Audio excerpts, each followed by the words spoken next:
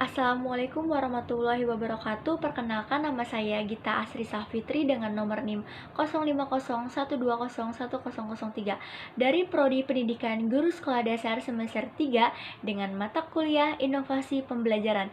Sebelumnya saya ingin mengucapkan terima kasih kepada Ibu Dr. Endang Sri Budi Herawati SE MPD selaku dosen mata kuliah Inovasi Pembelajaran yang telah memberikan saya kesempatan untuk mempresentasikan tentang teori pembelajaran.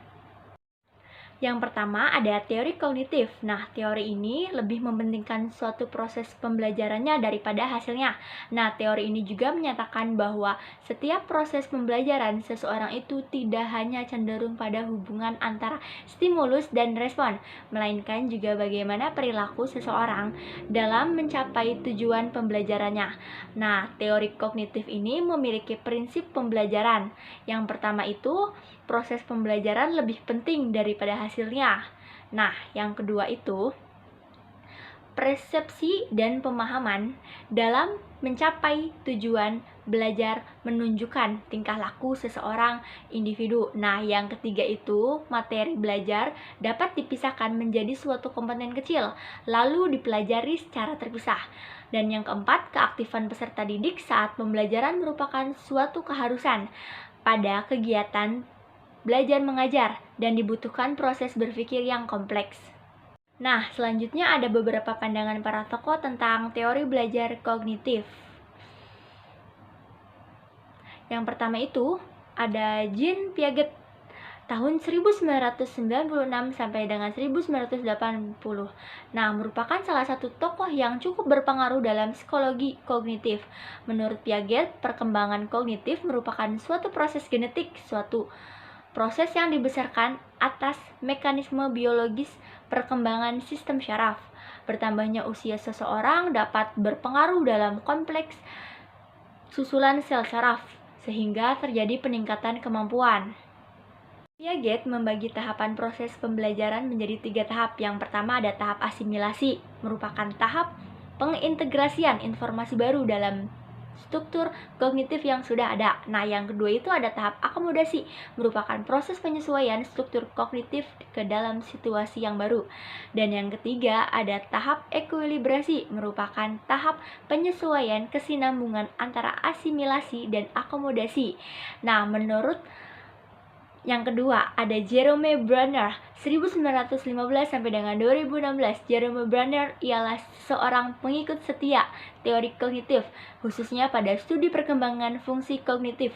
Bruner terkenal atas pengembangan teori free discovery learning. Teori ini beranggapan bahwa proses belajar akan berjalan dengan baik dan kreatif apabila seseorang guru memberikan peserta didik kesempatan untuk menemukan suatu aturan atau termasuk konsep, teori, definisi, dan sebagainya. Peserta didik dibimbing secara induktif untuk mengetahui kebenaran umum. Selanjutnya ada teori belajar humanis. Teori ini menyatakan bahwa manusia itu berhak mengenali dirinya sendiri sebagai langkah untuk belajar sehingga diharapkan mampu mencapai aktualisasi diri.